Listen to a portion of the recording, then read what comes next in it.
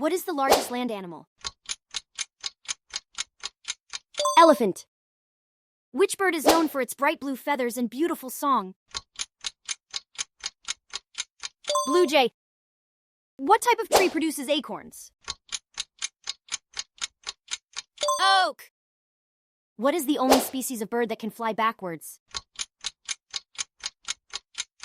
Hummingbird.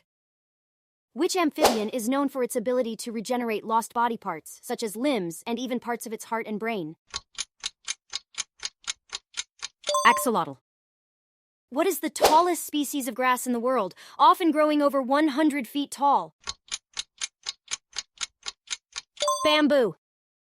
Which plant is known for having the largest flower, which can reach over 3 feet in diameter and smells like rotting flesh?